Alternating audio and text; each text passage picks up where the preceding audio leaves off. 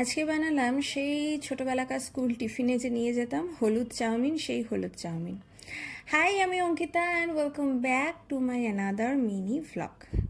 অনেক দিন ধরেই ফোন খুললেই ইন্টারনেটে দেখছি এই হলুদ চাউমিনটা সবাই বানাচ্ছে।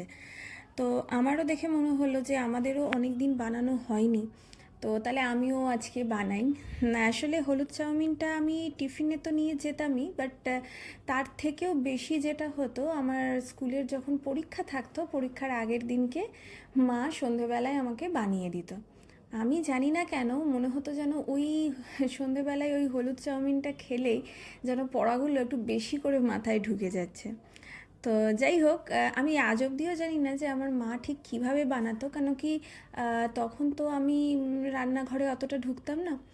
কিন্তু এখন যখন নিজে বানালাম, তো এটা আমি নিজের মতন করেই বানিয়েছি, খুবই সিম্পল এটা বানানো। দেখলেই তো তোমরা।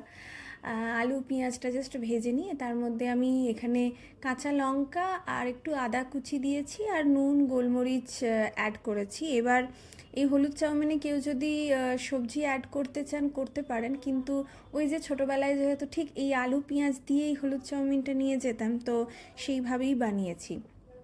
তবে অনেকে স্কুল টিফিনে দেখতাম যে এর সাথে একটু বাদাম অ্যাড করতো। আমার পার্সোনালি বাদামটা ঠিক চাউতে খুব একটা পছন্দ নয়, তো সেই জন্য আমি অ্যাড করিনি। তবে যারা ভালোবাসেন চাইলে অ্যাড করতে পারেন। আর সাথে একটা করে আমরা এগ পোচ নিয়ে নিয়েছিলাম। তো এই ছিল আমাদের সেদিনের হলুদ চাউমিন আর সাথে ডিনার। আশা করছি আপনারা সকলেই এই চাউমিনটা খেয়েছেন, তবে যদি কেউ না খেয়ে থাকেন কখনো, একবার কিন্তু ডেফিনেটলি বানাবেন। আর যাতে রঙটা ভালো আসে সেই জন্য না, আমি চাউটা যখন বয়েল করেছিলাম তখনই ওর মধ্যে একটু হলুদ অ্যাড করে দিয়েছিলাম, যাতে কালারটা খুব সুন্দর আসে।